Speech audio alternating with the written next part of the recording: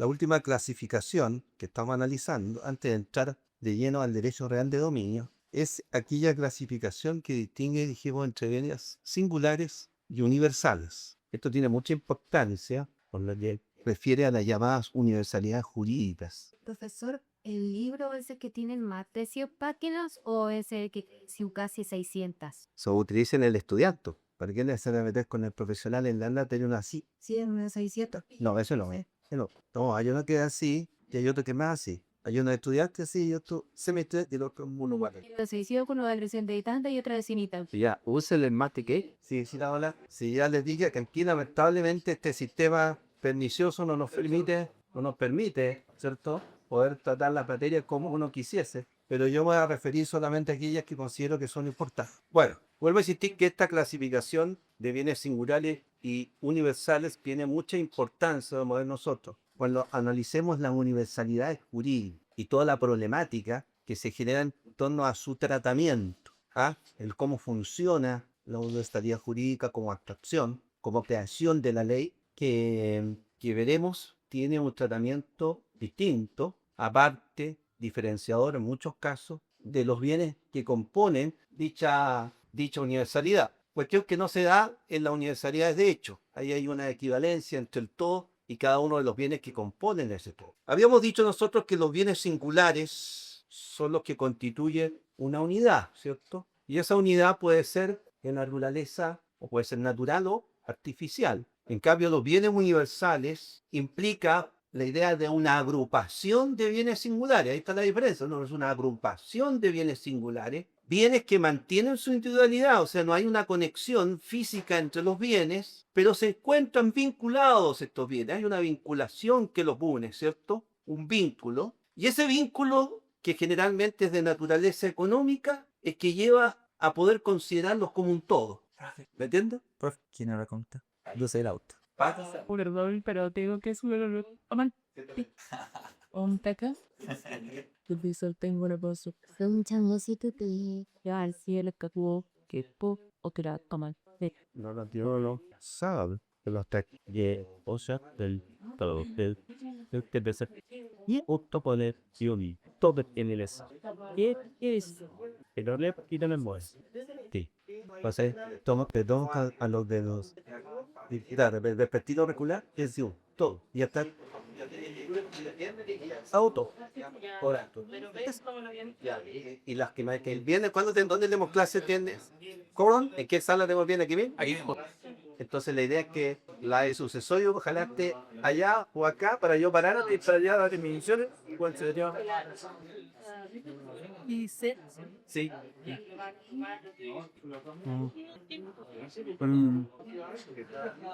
Ah, güey. ¿Qué dices? Y el no visto. Pero de ahí más las alemanas tenían el...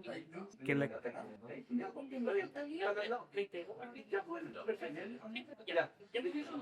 Ya. Ya. Dijimos entonces que las universalidades de hecho, o mejor las universalidades, implican o implica la agrupación de bienes singulares que no tienen expresiva una conexión física, cada uno mantiene su autonomía, su fisonomía propia, pero que existe una vinculación, ¿cierto? Que las une, un determinado vínculo común, funcional, que en general es de naturaleza económica, ¿cierto? Y que hace que uno los pueda considerar como un todo, ¿cierto? Ya. En realidad, la realidad objetiva, que lo único que existe son los bienes singulares, porque tanto las universalidades como de hecho como derecho son una creación. Las universidades de hecho son creaciones del hombre, o sea, tiene su fuente en la voluntad privada del propietario que quiere ver en los bienes singulares un todo y quiere darle un tratamiento como un todo por alguna función, por alguna finalidad, por algo que considera él de acuerdo a su criterio que los une y por lo tanto permite considerarlos como un todo. En la universalidad jurídica, en realidad son un conjunto de bienes singulares que no están vinculados entre sí, que el que se consideren como un todo viene desde fuera, como una causa externa, que es la ley, que considera por alguna necesidad jurídica, por alguna utilidad, dice, bueno, lo vamos a considerar como un todo. Entonces una tiene su puesta en el hombre, la voluntad de la persona, y en la otra tiene su fuente en La ley. la ley. ¿Estamos claros? ¿Qué pasa con las universalidades de hecho? Ya lo dijimos, conjunto de bienes, conservación de individualidad, conforme una cosa, al estar unidos por un vínculo de igual destino, y eso hace que los consideren como un todo. Dijimos que la universalidad, de hecho, en un comienzo, ¿cierto? Solamente se concedía respecto a los bienes muebles, pero que después, ¿cierto? Se fue considerando que también los inmuebles pueden formar parte de una universalidad de hecho. Yo les explicaba, ¿cierto? Que en la práctica, cuando uno quiere desarrollar un proyecto, por ejemplo, en una determinada zona, eso podía implicar la necesidad de poder adquirir 2 o 3 propiedades contiguas, ¿o no? De tal manera que para uno puede ser considerado como un todo 3 propiedades que objetivamente son bienes singulares, autónomos, individuales, ¿cierto? Pero en función del interés económico de quienes negocian, puede ser considerado como un todo, como una universalidad de hecho. ¿Se da cuenta? Entonces todo eso es relativo, va a depender de las circunstancias de cada caso, si conviene o no considerarlos como un todo o no. Pero eso está entregado a la voluntad del propietario, ¿cierto? El propietario tiene que ver si lo considera de esa manera. ¿Qué características tienen las universalidades de hecho? ¿Se acuerdan que lo vimos, no? Son varias. En primer lugar, los bienes que componen una universidad de hecho pueden ser de igual naturaleza o de distinta naturaleza, ¿cierto? Una biblioteca, ¿cierto? Está compuesta de bienes de igual naturaleza, ¿cierto? Un ganado de igual naturaleza, un juego de escritorio. Una sala de ensayo. ¿Ah? Una sala de ensayo. También de igual natural, pero también puede ser de distinta naturaleza. Y el establecimiento de comercio puede ser un buen ejemplo de una universalidad de hecho, que es discutible, pero generalmente se lo considera como una universalidad de hecho. Comprende bienes que pueden ser, digamos, de distintas naturalezas. ¿Estamos claros? Bienes corporales, incorporales, incluso el inmueble podría formar parte. ¿Ah? ¿Estamos claros? Por lo tanto, esa es la primera característica. Segundo, ya lo dijimos, mantienen su individualidad, cada bien su función y valor. Por lo tanto, si yo tengo una biblioteca, por ejemplo, que el elemento común que los vincula es que todos los libros son de derecho civil, ¿cierto? Es una biblioteca compuesta de un conjunto de libros, todos en el ámbito del derecho civil. ¿Qué es lo que ocurre? Que yo los puedo tratar como bienes singulares, como también puedo tratarlos como una universalidad de hecho. Yo puedo eventualmente entregar, como darle uno de mis libros, ¿no? De estado de uso, ¿no? Puedo enajenar por venta uno de mis libros, o 2 o 3, pero también podría yo considerarlo como un todo y prestarlo como un todo y enajenarlo como un todo. ¿Se da cuenta, no? Esa es la naturaleza, lo que permite la universidad de hecho, que como es una creación, la persona puede considerarlo como un todo, pero también puede manifestar una voluntad contraria y disipar ese todo y tratarlos como bienes singulares y no como una universalidad de hecho. ¿Se entiende? Está esa posibilidad. Ya dijimos que lo que une a los bienes que componen una universidad de hechos es el común destino o función, que generalmente es de naturaleza económica. Otro aspecto importante de la universalidad de hechos, que siempre se sostiene que está compuesto de bienes, de activos, pero lo que no hay en la universalidad de hechos es un pasivo. No hay deuda, no hay relaciones jurídicas pasivas que puedan formar parte de una universalidad de hechos. ¿Estamos claros? Esto de que exista un pasivo es más propio de qué universalidad, de las universalidades jurídicas. ¿Estamos claros? En la universalidad jurídica ahí hay un activo y un pasivo y que se correlacionan. Pero en la universalidad de hecho lo único que hay es un activo. ¿Estamos claros? Eso es otra cosa. Siga. No me comen lo que he hecho de la universidad jurídica. ¿Cuánto quita? Lo que a veces. No, te digo que la universidad jurídica siempre tiene un componente activo y un componente pasivo. O sea, esa es una característica propia de la universalidad jurídica que no se da en las universidades de. La universidad de hecho siempre son bienes, es un activo, pero no corresponde, no comprende un pasivo. No hay relaciones jurídicas pasivas que conformen o formen parte de una universalidad de hechos, solamente activos, bienes o positivos. ¿No me dijiste que con esto de universidad jurídica? La universidad jurídica, como tiene su fuente en la ley, hay varios. Generalmente se refieren a patrimonios que tienen un activo y un pasivo propio. Primero, el patrimonio en general de toda persona, como atributo. Todos nosotros tenemos un patrimonio, que es un atributo de la personalidad, que tiene un activo y un pasivo. Ahí tenemos una universidad jurídica. La herencia, que es la que se forma al fallecer una persona, otra universalidad jurídica, por excelencia, en la que casi únicamente se considera como la única universalidad jurídica, pero hay otras, pero es la que más ofrece dificultades y problemas desde el punto de vista práctico. La que se forma al disolverse la sociedad conyugal. Cuando se disuelve la sociedad conyugal se forma una comunidad entre los cónyuges. Por ejemplo, si ellos pactan separación total de bienes y quieren disolver el régimen de comunidad de bienes con el cual se han gobernado durante el matrimonio, ahí se forma nuevamente una universalidad jurídica con un pasivo y un activo. ¿Te das cuenta? El patrimonio reservado de la mujer casada. La mujer que está casada en sociedad conyugal, ¿cierto? Que ejerce una actividad ¿cierto? Lucrativa, separada del marido, tiene la posibilidad de formar un patrimonio propio, que es el patrimonio reservado, que tiene un activo y un pasivo. Siempre está presente esa dualidad activo-pasivo en las universalidades jurídicas. ¿Estamos? Ya. Vamos a las universalidades de derecho. Ya lo dijimos, conjunto de bienes y relaciones jurídicas activas y pasivas consideradas jurídicamente como una cosa. O sea, es la ley la que los considera como una cosa, ¿cierto? Es un imperativo legal, ¿cierto? El que las considera como una universalidad por algún interés de alguna naturaleza que los mueve a considerarlo como un todo. ¿De acuerdo? Algún interés. ¿Ah? ¿Alguna cosa? ¿Alguna pregunta? ¿No? Ya. ¿Qué características tiene? Ya lo dijimos, elementos activos y pasivos. Como tiene elementos activos y pasivos, existe, segundo, una correlación funcional entre los elementos activos y pasivos. Es decir, el pasivo, el activo está para responder al pasivo. Hay una correlación. Y otro aspecto importante que se da al interior de las universalidades jurídicas es la llamada subrogación real. ¿Qué es esto de la subrogación? La subrogación es una ficción legal. ¿En qué consiste la ficción? Consiste en que una cosa o una persona puede ocupar el lugar jurídico, la posición jurídica de otra cosa. ¿Se entiende? Eso es la subrogación. Es una ficción que puede afectar a una cosa, a una persona, que puede ocupar el lugar o la posición jurídica de la otra cosa o de la otra persona. ¿Por qué es una ficción? Porque naturalmente esa cosa o esa persona no tiene esa posición jurídica. No la tiene, no tiene esa naturaleza, pero nosotros asumimos que sí la tiene. Fingimos que sí la tiene, a sabiendas que objetivamente no la tiene. Un ejemplo, la permuta en la ley indígena. Por ejemplo, un particular no indígena, si quiere adquirir una tierra indígena, la ley le señala un camino, la permuta. Usted quiere adquirir una tierra indígena, usted tiene que permutársela por una tierra no indígena. ¿Y qué se va a producir ahí? Una subrogación real. Este terreno, que no es indígena, porque en su origen nunca ha provenido de un título de histórica categoría indígena,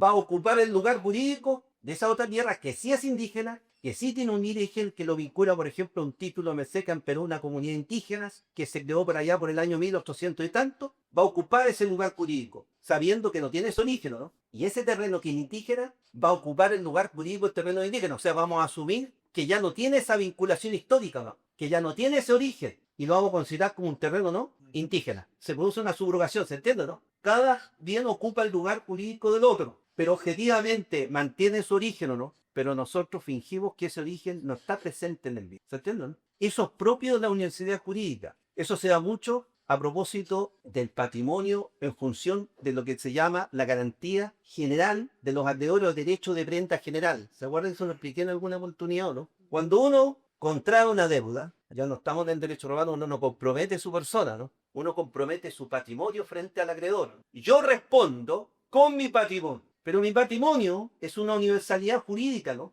Es un todo que se distingue de los bienes que la componen, ¿no? ¿Cierto? ¿Entiendes? Es una abstracción, es una creación jurídica que se distingue de los bienes que la componen, ¿cierto? Entonces yo, cuando respondo con mi patrimonio, respondo con esta universalidad, ¿no? Con esta abstracción. Y el patrimonio está compuesto de bienes, ¿no? Pero esos bienes van cambiando en el tiempo. No es que yo quede amarrado con los bienes que tenía hoy día para responder de la deuda que adquirí para con mi acreedor. ¿Se entiende o no? Si yo tengo un patrimonio donde figuran 3 propiedades, ¿cierto? Ese es el patrimonio hoy día en que yo me constituyo en deudor frente al acreedor, ¿no? Pero como yo no comprometo los 3 bienes, sino que mi patrimonio es todo, esta unidad, quiere decir que si el día de mañana se incorpora un cuarto bien a los 3 que existían, al momento en que se hace exigible la deuda, y si yo no cumplo con esa obligación, el acreedor podría eventualmente echar mano a los 4 bienes, ¿no? Y no necesariamente a los 3 que existían cuando se constituyó, ¿sí o no?, la deuda, porque lo que se compromete es el patrimonio. Por lo tanto, si ingresa un bien, ese bien responde al acreedor, ¿cierto? Y si ese bien se vendió y con el producto se compró otro bien e ingresa a sustituir a este otro, ahí se produce la subrogación real, porque ese bien ocupa el lugar del otro y también comprende o forma parte de la responsabilidad patrimonial que tiene el deudor frente al acreedor. ¿Se entiende? Ahí se produce la subrogación real. ¿Estamos claros? Hay otro aspecto importante que hay que tener presente, que en la universalidad de hecho, casi todos los actos, por decirlo, todos los actos que usted puede realizar respecto a los bienes singulares que componen la universalidad, usted los puede replicar en cuanto al todo. Me explico. Yo puedo vender, ya dije, uno de los libros de la biblioteca, pero también puedo hacer la venta de la universalidad, de hecho, que es la biblioteca como un todo. ¿Me entiendes? El mismo acto que puedo celebrar respecto de un bien del todo, yo lo puedo replicar respecto del todo. ¿Se entiende o no? ¿Estamos claros, no? ¿Qué pasa en la universalidad jurídica? En la unidad jurídica se produce una situación muy especial. ¿Por qué? Porque en muchas ocasiones lo que uno puede ejecutar o celebrar respecto a los bienes que componen la universalidad no necesariamente se replican respecto del todo. No sé si me entiendes. ¿Me entiendes? Yo puedo vender un bien de la universalidad jurídica, pero lo que no puedo vender es la universalidad jurídica como un todo. Y eso está restringido. ¿Hagamos el Código Civil? Esto es como un ejemplo, ¿ah? No dije, hagamos el Código Civil, estoy mencionando.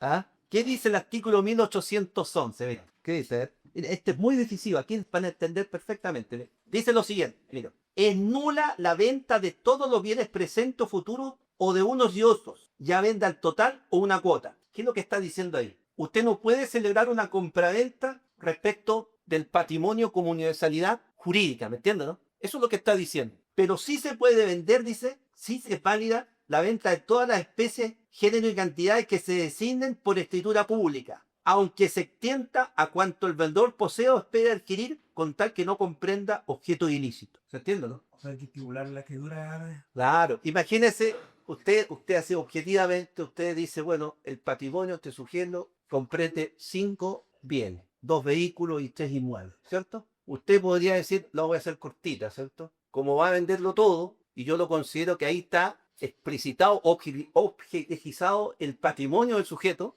¿por qué no mejor le vendo el patrimonio como unidad, como universalidad? Eso es lo que la ley no permite. Pero sí podría vender cada uno de los bienes. Entonces habría que singularizar en la escritura el bien A, el bien B, el bien C, el bien D y el bien E. ¿Se entiende? Entonces usted quiere vender cuanto tenga la persona, asumiendo que ahí está el patrimonio del sujeto, porque usted lo identifica por los bienes, tiene que singularizar cada bien en la escritura. Se da cuenta que ahí hay un tratamiento distinto, pero eso no se da a propósito de una universalidad de hecho, porque usted puede vender el ganado como un todo, un rebaño, ¿cierto? Pero también puede vender cada uno de los bienes que componen el rebaño, ¿no? Cada oveja, ¿no? Por separado, ¿me entiendes? ¿No? O sea, el acto jurídico se puede ejecutar válidamente en cuanto al todo y en cuanto a los bienes que lo componen. Pero esa situación, a propósito de la universidad jurídica, puede haber una discrepancia. En la universidad jurídica hay ciertos actos que no pueden realizarse en relación al todo, como si son posibles realizarlo en relación a los bienes que componen el todo. ¿Estamos claros? Vamos a volver sobre este tema más adelante a propósito de la comunidad. Vamos al derecho real de todo.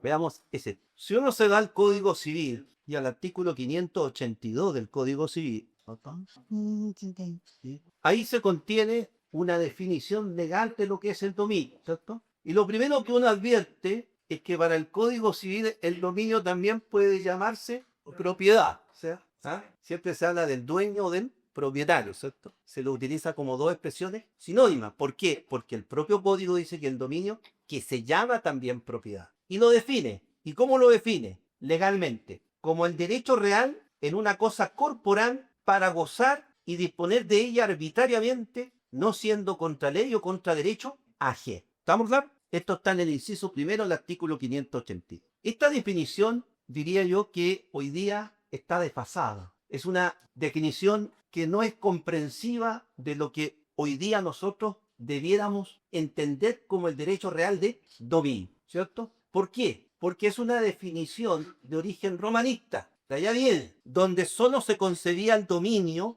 en relación a las cosas corporales. Y por eso está definido de esa manera, como el derecho real en una cosa corporal. Pero ocurre que Andrés Bello hizo una ampliación, por decirlo así, e incorporó también el dominio sobre las cosas incorporales. Por lo tanto, la definición ya queda insuficiente, ¿no? Para eso basta leer el artículo 583. ¿Qué dice el 583? Dice lo siguiente: sobre las cosas incorporales, y ahí tenemos que recordar lo que dice el artículo 565, inciso tercero, que nos dice que las cosas incorporales son los meros derechos, que pueden ser derechos personales o derechos reales. Bueno, dice que sobre las cosas incorporales hay también una especie de propiedad. Así el usufructuario tiene la propiedad de su derecho de usufructo. ¿Se entiende, no? Entonces, ¿la definición es insuficiente? Sí, porque es restrictiva. Solamente refiere a las cosas corporales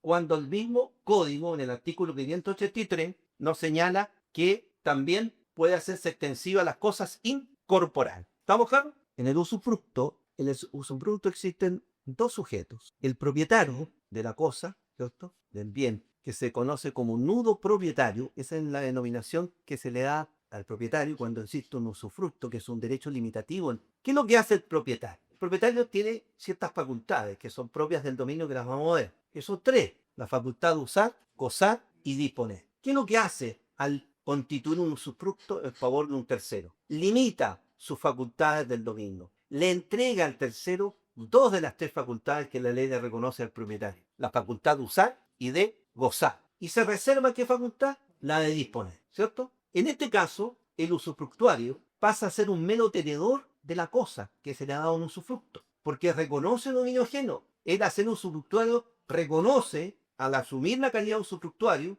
que hay otro que es el propietario, que es el nodo propietario. Pero si bien es mero tenedor de la cosa dada en usufructo, un mueble, por ejemplo, resulta que, según el 583, sí es propietario de algo. ¿De qué es propietario? De su derecho real de usufructo. Entonces tiene una doble calidad, ¿cierto? Es poseedor y propietario del derecho real de usufructo, pero al mismo tiempo es mero tenedor de la cosa sobre la que recae el derecho real de usufructo. Una conectan con cuanto al época Reynoso, padre decía que nunca una propiedad era un derecho demasiado limitado y era pues solamente tiene La facultad de disposición. posición y claro, que hago, bueno, pero Claro, es una facultad de disposición que en realidad no es muy útil, porque los derechos reales, sabemos nosotros que dan la posibilidad al titular de poder perseguir esta cosa, ¿no? En manos de que se encuentre. Entonces, ¿quién va a adquirir un bien donde existe un derecho real de usufructo constituido a favor de un tercero, ¿cierto? Eventualmente se va a transformar en un propietario, pero un propietario nominal, ¿o no? Que no va a tener la posibilidad de usar y gozar de la cosa, ¿no? Va a tener que mirarla de la calle, ¿no? El inmueble. Entonces no es muy interesante el negocio, ¿no? ¿Sí o no? Bueno, sigamos. Pero el código va mucho más allá. ¿Qué dice el 984? Mire, el código va mucho más allá.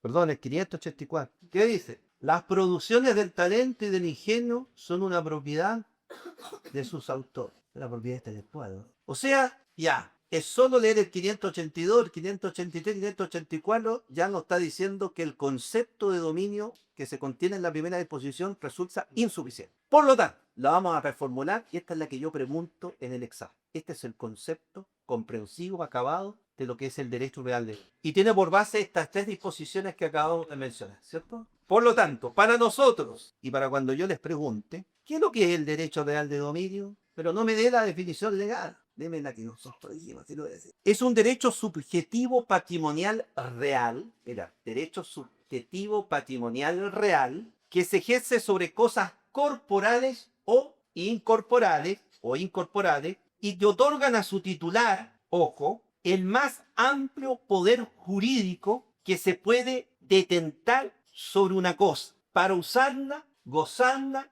y disponer de ella. Y ojo, cuando hablo de disposición, me estoy refiriendo, según el caso, a una disposición tanto material como jurídica, reconociendo dos límites: la ley y el derecho ajeno. ¿Se da cuenta que es mucho más comprensivo, no? Es mucho más amplia, ¿o no? Esta sí tiene tiene tantos defectos, la definición, que si usted analiza el 582, uno echa de menos la facultad de uso, ¿o no? Pues dice para gozar y disponer. ¿Qué es lo que falta? El uso, que algunos la subsumen en la facultad de gozar, que no son distintos, que pueden diferenciar en la práctica. ¿Ah? El profesor Sánchez decía que el uso se le asume como comprendido, pero eso no es necesario. Bueno, pero sí, pero se puede diferenciar. Yo le ¿Ah? yo le daba. ¿Sí o no? ¿O acaso cuando usted la ve entrando en una casa, qué es lo que está haciendo ahí? ¿De qué se está desprendiendo el propietario?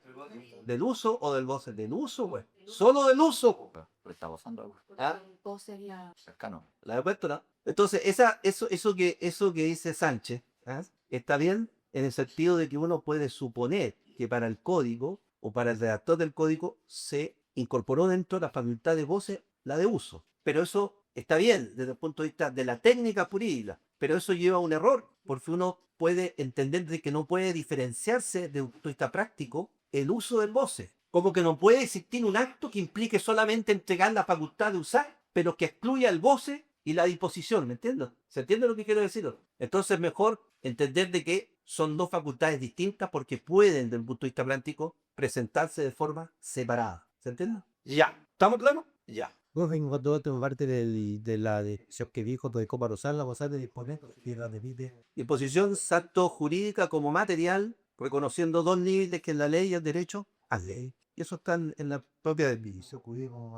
Pero el concepto del derecho real de dominio todavía hay que darle una mayor comprensión, una mayor integración y asociarlo con otras ideas. Y aquí hay que apoyarse en la constitución política. El dominio, que el codificador también llama propiedad, debe definirse dado el principio de jerarquía normativa, a la luz también de lo dispuesto en el artículo 19, número 24 de la Constitución Política. Por lo tanto, uno tiene que entender que el derecho real de dominio es un derecho fundamental, ¿no? Porque está en la Constitución, es un derecho fundamental que se ejerce sobre cosas patrimoniales, corporales o incorporales, y que reconoce como límites aquellos establecidos por la ley. De hecho, la Constitución Política agrega otras ideas respecto al derecho real de dominio. ¿Y qué nos agrega? Nos dice que solo la ley puede establecer los modos de adquirir el dominio.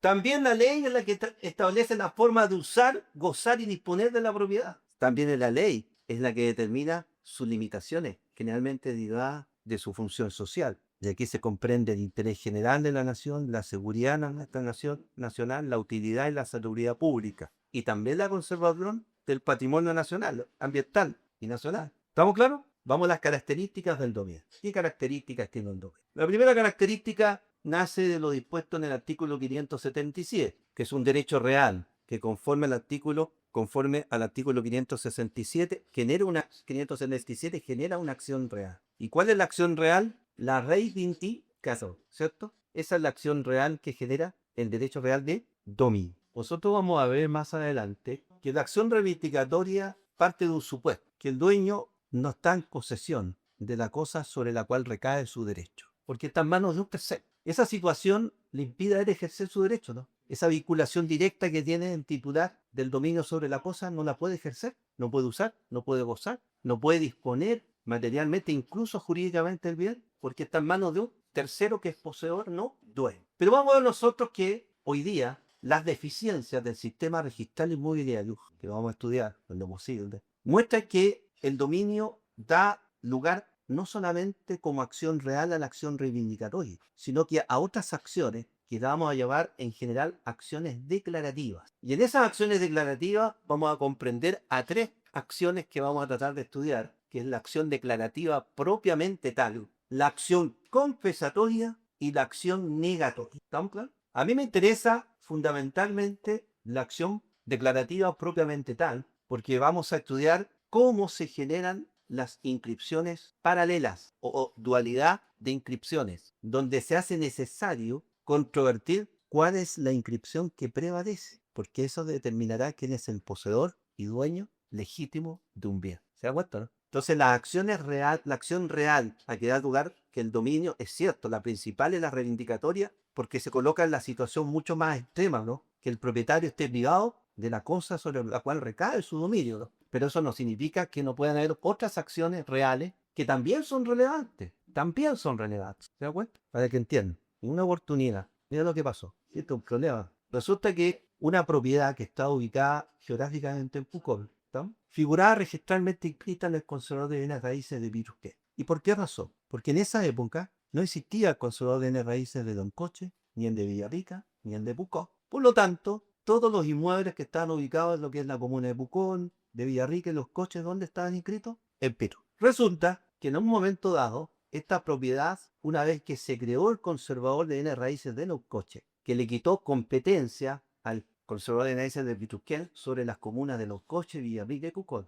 todos los que tenían inscritas sus propiedades en Pitusquén y que están ubicadas en estas tres comunas tenían que, vamos a ver nosotros, reinscribir sus títulos inscritos en el conservador de bienes raíces de los coches. En el punto, reinscribir significa repetir la inscripción, ¿cierto? Porque ahora debiera estar inscrita en el otro. Y se hizo eso, se reinscribió. Pero ocurre que el conservador de bienes raíces de los coches no le comunicó al de Pitusquén que se había reinscrito la propiedad en los coches. Luego que estaba en los coches, se vendió. Luego nació el conservador de Villarrica, se reinscribió en Villarrica, se vendió. Luego nació el conservador de Pucón, se vendió. Y ahí quedó la persona con su inscripción vigente, con su posesión legal inscrita, con su posesión material, ejerciendo su dominio a plenitud. Pero ¿qué ocurrió? Que alguien se dio cuenta de que la inscripción de Petrusquén aparentemente estaba vigente, porque no había constancia que se había reinscrito en los coches. Entonces, uno de los herederos del que figuraba como propietario del inmueble cuando estaba inscrito en Petrusquén, llevó la inscripción a Bucón. La reinscribió directamente allá, porque allá debía reinscribirse. Sacó la posesión efectiva porque el tipo ya había muerto. Y la propiedad quedó inscrita como herencia a nombre de una sucesión. Y esa le vendió la propiedad a un tercero. Dos inscripciones. ¿Se acuerdan? Dos inscripciones, ¿no? Sobre una misma propiedad. Usted comprenderá que no pueden existir dos dueños de una misma cosa. Uno de los dos tiene que ser el propietario, ¿no? Pero este señor, que tenía la inscripción vigente y tenía la posesión legal y material del inmueble, claro, él de alguna manera no se sentía perturbado en el ejercicio de su dominio, ¿no? Pero sí que le molestaba la existencia de esa otra inscripción, ¿no? Porque de alguna manera era una molestia, ¿no? Perturbaba de alguna forma o ponía dudas respecto de si esta persona era el verdadero dueño. Entonces, en ese caso, el dominio no puede dar lugar a una acción reivindicatoria si la propiedad que él la tenía. Él tenía la inscripción, tenía la posesión legal y tenía material y ejercía su dominio. Entonces ahí surge la acción declarativa de dominio donde le dice al señor juez, yo quiero que usted vea esta inscripción y la cadena y esta otra y determine cuál es la que prevalece. Y si usted determina que es la mía, ordene cancelar el PIC. Y ahí queda uno. Se muestra que la acción declarativa tiene importancia, la vamos a estudiar. Pero se entendió el caso, ¿no? Para que vean. Y eso demuestra que ustedes quieren ser abogados y para que se salgan, la gente, mi mamá, mi tía, toda la gente en la calle, pues, la inscripción no prueba dominio. La inscripción, vamos a ver nosotros, hace presumir el dominio, porque el poseedor se le presume dueño, pero no porque una propiedad esté inscrita a nombre de Juan, necesariamente Juan es el propietario. En la mayoría de los casos así va a ser. Por regla general, si una propiedad figura inscrita a nombre de Pedro, lo más probable es que Pedro sea el dueño. Pero nosotros que vamos a ser abogados, ustedes, yo soy abogado, se dan cuenta que esto no necesariamente es así. Y si usted comprende esto que le voy a enseñar, van a tener una ventaja comparativa, porque muchos abogados no entienden esto del tema registral, el inscripción. Yo soy profesor de hecho registral, no fue conmigo, por eso me manejo con estas cosas. ¿Ah? ¿Estamos claros? Bueno, usted comprenderá que cuál era la cadena que prevalecía la de acá, porque la otra efectivamente estaba cancelada por la reinscripción, ¿no? Primera, ¿no? Virtualmente estaba cancelada. Esa estaba vigente en apariencia. Por lo tanto, esa cadena da lugar a lo que vamos a ver nosotros, las llamadas inscripciones de papel. O sea, inscripciones que están ahí, pero que no tienen ninguna certificación jurídica. Están nomás, existen como notas, como anotaciones, como asientos registrales, pero no sirven de nada, ¿cierto? Pago, se me da un papel, pues bueno, pero no va a ser. ¿Ah? Luego me responde una pregunta en una duda que tenía yo, que yo me preguntaba igual que cómo el sistema registral, siendo que solo con el registro yo lo encuentro injusto como para el tiempo que se creó Andrés Bello, que seguramente había muchas. Así que vale, registrar mira, el sistema registral también funciona con personas. Mira, esto pasó en Paquiburi, otro caso. Resulta que un señor, ¿ves? Esto solamente es producto del error humano. El sistema registral, ¿quién lo maneja? Las personas. Pasó lo siguiente. Un señor le compró la propiedad a una señora, se generó la inscripción. En la inscripción, vamos a ver nosotros, se hizo referencia a la anterior, pero en la que se cancela virtualmente no se hizo referencia a la posterior. ¿Verdad? ¿Y eso por qué? Porque el funcionario se olvidó de hacer la notita. Y eso fue hace más de 30 años. Y esta propiedad, ¿cierto?, pasó a los herederos, que figuran actualmente como titulares inscritos de la propiedad y tienen la posesión legal y material. Pero resulta que se murió la señora que le vendió a este señor. Y los herederos empezaron a sacar la posesión vestida y se encontraron con la inscripción que en apariencia, como estaba, vigente, porque no se habían olvidado de hacer la notita. Entonces no había constancia de inscripción de que esa propiedad había sido transferida a un tercero, porque pasó la notita, eso transferido por inscripción TAM, para llegar al otro. Sacaron la posesión efectiva, el conservador no maneja integralmente todos sus registros y volvió a escribir la herencia a nombre de estos dos. Eran dos comunidades indígenas, Salmona Berea, heridos, todos presos, que las cosas se están peleando la propiedad y todos por un error humano, ¿no? Nuevamente, ¿cuál es la inscripción que prevalece? La primera, ¿no? Porque la ley, vamos a ver nosotros que el reglamento del registro conservatorio solamente exige como requisito esencial que usted cuando practica un asiento registral tiene que hacer referencia al anterior. Eso es esencial y eso está en el cuerpo de la inscripción. Pero a la otra, la nota de referencia no tiene esa cualidad. Por lo tanto, que no esté la nota no significa que la inscripción esté virtualmente cancelada, ¿me entiendes? Por esta otra nueva inscripción. Faltó una notita para que gustar esa realidad, ¿entiendes? Nuevamente, dos inscripciones. ¿Cuál prevalece? ¿Qué acción hay que deducir ahí? Acción declarativa, ya no acción reivindicatoria. Bueno, ¿Van entendiendo más o menos la lógica? ¿Cómo funciona? Ya, sigamos. Ya. Segunda característica. Se dice que el dominio es un derecho absoluto. Hay que entenderla en el sentido de que su titular ejerce el mayor poder jurídico que se puede tener sobre un bien. O sea, el derecho más completo, el más, ¿cierto? Pleno, ¿cuál es? El de dominio. Ya sea este corporal o incorporal. O sea, usted puede hacer y deshacer, entre comillas, en términos generales, respecto del bien sobre el cual recae su derecho real de dominio. Porque usted tiene el mayor poder inimaginable que usted tenga o pueda tener sobre la bien, ¿cierto? ¿Te entiendo, no? Usar, gozar, disponer materialmente, oscurillo, usted puede hacer todo lo que usted inimaginable, usted puede imaginarse respecto al bien que es de su dominio. Sin embargo, y así aparece en el artículo 582, con la expresión arbitrariamente, ¿no? ¿Cómo dice? 582, arbitrariamente. O sea, ¿qué es lo que es eso? Según su parecer, según su criterio, según lo que usted considere apropiado, sin ningún tipo de restricciones o limitaciones. Eso aparece por lo menos de la expresión arbitrariamente, ¿no? A diestra y siniestra. A diestra y siniestra, justamente. Sin embargo, después la norma dice, no, era libre, ¿no? ¿Cierto? La misma norma, ¿cómo dice? Después, no siendo contra ley o contra derecho ajeno. ¿Ah? Es decir, los límites son fundamentalmente primero el derecho de otro. Y aquí, esto lo estudiamos en acto jurídico, el ejercicio abusivo de un derecho. A esto se está refiriendo. Usted puede ejercer un derecho, ¿no? Tiene toda la posibilidad, pero lo que no puede hacer usted es hacer un ejercicio abusivo, un ejercicio que en el fondo usted sabe que no le reporta ningún beneficio, pero usted conscientemente sabe que al ejercitarlo le va a causar un perjuicio a otro. Ese es un ejercicio abusivo, ¿me entiende? Porque usted no está amparando un interés legítimo que usted quiera resguardar porque no existe, ¿me entiende, no? Usted podría no ejercerlo y no le produce ningún perjuicio, ninguna molestia. Y si lo hace, es solamente porque entiende que eso podría perjudicar a un tercero. Eso se llama ejercicio abusivo. Y a eso se refiere como uno de los límites. ¿Estamos? Y por otro lado está la ley, pues. Y ahí está la función social de la propiedad reconocida en la Carta Fundamental. Otra característica, es un derecho subjetivo patrimonial real, independiente. ¿Qué significa esto? Esto está vinculado más a que confiere las más amplias facultades sobre una cosa corporal e incorporal, como usar, gozar y disponer de ella. Y se contrapone a los otros derechos reales.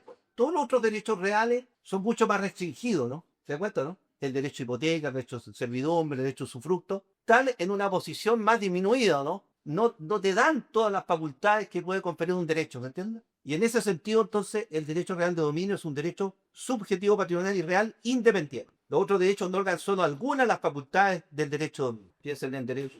Otra característica, es un derecho exclusivo. Aquí está lo que yo le expliqué a propósito de los ejemplos de estas dobles matriculaciones, ¿cierto? O dobles inscripciones. ¿Qué es lo que ocurre ahí? Dos sujetos de derecho no podían detentar dos derechos de dominio sobre la misma cosa corporal o incorporal. ¿Se entiende, no? No puede cada uno sostener que es el dueño exclusivo del mismo bien, ¿o no? Es uno o es el otro, pero no los dos al mismo tiempo, de forma exclusiva. Porque sí es posible que el derecho real de dominio sí pueda pertenecer a dos o más, pero no con carácter de exclusivo. O la exclusividad se da hacia afuera de los que participan de la titularidad del derecho de dominio. Me explico. Si tres personas compran una parcela, ahí se forma una comunidad. El derecho real de dominio es uno solo, que recae sobre la parcela. Pero ese derecho real de dominio se encuentra fraccionado, ¿cierto? Intelectualmente uno se lo tiene que imaginar. En tres ramitas, ¿cierto? Porque son los propietarios. Cada uno tiene un tercio del derecho real de dominio. ¿Se entiende, no? Pero cada derecho se proyecta sobre todo el bien y sobre cada parte del bien, ¿no? Por eso que los tres se dejan caer sobre todo el bien, ¿me entiendes? Los tres derechos, ¿se entiende, no? Bueno, en ese caso existe el carácter de exclusión dominio, claro, frente a los que no son parte de la comunidad, los que están fuera de la comunidad. Respecto de ello, uno tiene un dominio exclusivo. O los tres que compramos la parcela somos dueños exclusivos frente a los terceros, ¿me entiendes? Pero al interior, ninguno puede considerarse dueño exclusivo, porque cada uno tiene una cuota, una parte abstracta, ¿cierto? Un tercio, la mitad, un medio, lo que usted quiera. ¿De acuerdo? Vamos a ver sobre ese tema. Otra característica, el dominio es perpetuo. ¿En qué sentido? En que no se extingue por su no ejercicio. Siempre se dice, ¿cierto? La gente tiene acuñadas ciertas frases, ¿eh? No sé si han escuchado esa, la herencia nunca se pierde. ¿Han escuchado esa frase, no? Que la gente lo tiene acuñada como algo coloquial, ¿no? En realidad, la herencia en derecho real de dominio nunca se pierde mientras no te lo gane algo. Así es, sí. Yo les contaba la sucesión de mi abuela. se vendió hace como 70 años, ahí está siendo mío.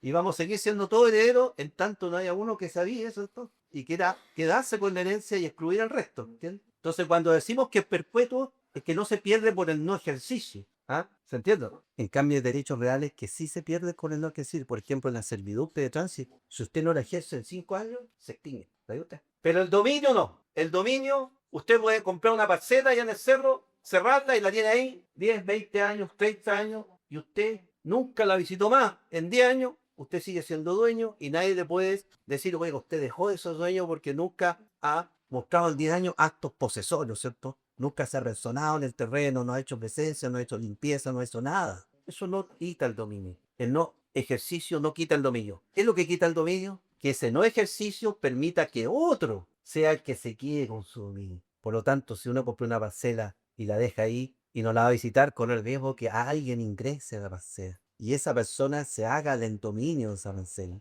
Y usted la va a perder en tanto él adquiera el dominio, porque si él ingresa y no hace nada y está ahí 20 años ocupando más, usted sigue siendo el dueño, ¿no? ¿Me entiendes? ¿No? Mientras el otro no le gane el dominio. ¿Me entiendes? ¿Qué hizo el 2517, a ver, del Código Civil? Para que se entienda. ¿Qué hizo? A ver, alguien que lo lea, pues ya, a ver. Toda adquisición por la cual se reclama un derecho se extingue por la prescripción adquisitiva del mismo derecho. ¿De nuevo? ¿Cómo es eso?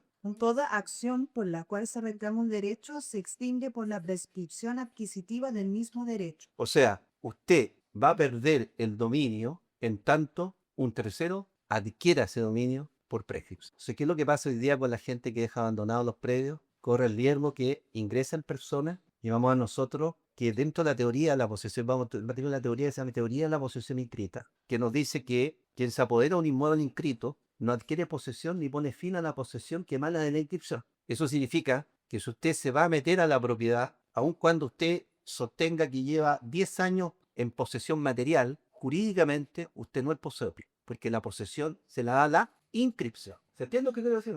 Por lo tanto, el poseedor inscrito mantiene su posesión frente al poseedor material, ¿entiendes? Y él podrá estar 10 años, 20 años y no va a adquirir posesión. Y sin posesión, ¿qué es lo que no puede operar? ¿Qué modo? La prescripción adquisitiva. ¿Qué necesita ese sujeto? Lograr una inscripción que se contraponga a la inscripción vigente. Y hoy día la forma de obtener ello es a través del decreto ley 2695, el decreto ladrón que le llama, porque le permite a quien detenta materialmente un inmueble inscrito a nombre de otro, en base a una posesión material, de a lo menos 5 años, continuo e ininterrumpido, puede lograr a través del Ministerio de Bienes Nacionales que se le reconozca la calidad de poseedor a través de una resolución administrativa. ¿Y sabe usted que esa resolución administrativa se inscribe en el registro de propiedad? Y ahí surge una inscripción. Y ahí usted adquiere posesión. Esa posesión que no tuvo durante 20 años, que era simple posesión material, ahora usted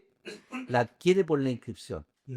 Y a partir de ese momento, ¿qué es lo que va a ocurrir? Empieza a correr el plazo de la prescripción adquisitiva, que la ley establece y son 2 años. Entonces, si usted se queda en su casa diciendo tengo un predio allá y no va nunca a visitarlo, puede que a los 10 años se acuerde y vaya y se encuentre con que hay un tercero ocupando y usted le dirá, mire, yo soy el dueño. No, si el dueño soy yo, pero ¿cómo lo hizo si yo nunca le vendí, nunca le presté? Usted, no, yo no lo conozco usted derechamente, usted no sé cómo llegó acá. Y le va a mostrar la inscripción del saneamiento y dice, bueno, ahora yo soy el poseedor inscrito, que dice el 2505, que lo vamos a adelantar y después lo vamos a estudiar con Canner. Ah, esta cuestión es tan interesante, pero no sé cómo lo vamos a hacer, chiquillos. Ya, ¿qué dice el 2505? Contra un título inscrito no tendrá lugar la prescripción adquisitiva de bienes raíces o de derechos reales constituidos en estos, sino en virtud de otro título inscrito. Ahí está, ¿no es? O sea, si usted tiene su propiedad inscrita a su nombre, aunque yo me vaya a vivir allá y me haga una tremenda casa con piscina, con quincho y todo, y lleve 20 años ahí haciendo fiestas y invitando a mis amigos y pasándolo re bien, yo no adquiero posesión ni pongo fin a la posesión que emana de su inscripción. ¿Qué dice el juez? Solo. Ni empezará a correr si No, pero solo cuándo. ¿Cómo es el comienzo? Dice. ¿Cómo comienza? contra un título inscrito no tendrá lugar la prescripción adquisitiva de bienes raíces o derechos reales constituidos en estos, sino en virtud de otro título inscrito. O sea, yo tendría que haber obtenido una inscripción. Bienes nacional. Ya. ¿Y ahí qué dice? Ni empezará a correr sino desde la inscripción del segundo. Y ahí está. Y ahí empiezo a perspectiva. Tiene perspectiva. Por eso si yo compro el terreno, ¿Ya? revisión es que Con prohibición. Ya, pero usted me está diciendo que está embargado. o hay una prohibición legal de enajenar. Porque no es que prohibición de... ¿Se entiende?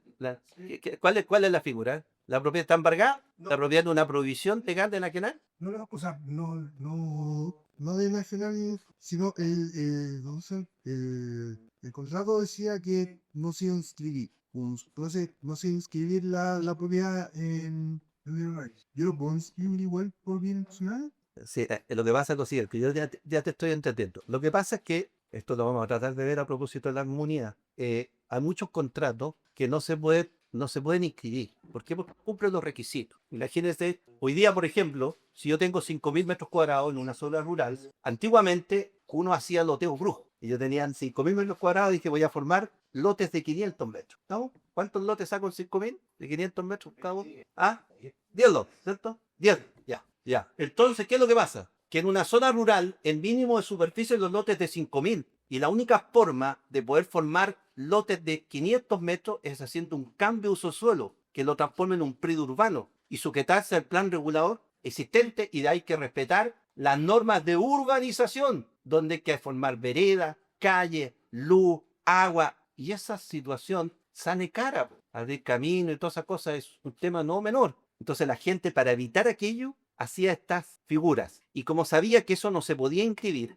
en el fondo los dos se ponían de acuerdo y decían, mire, vamos a hacer la compraventa, pero usted no la puede inscribir. ¿Qué hacemos la compraventa? ¿Por qué? Porque la compraventa va a ser el título justificativo que va a marcar el momento en que usted entró en posesión material de ese retazo. Y según el decreto ley 2695 de bienes nacionales, tú puedes sanear un terreno de menos de 5.000 metros cuadrados. Eso es lo que están haciendo. Y ahí consigue el título inscrito y prescribe y le resta los 500 a los 5.000. Eso es, ¿no? Ya, me dice. Creo que era 2695. 2695.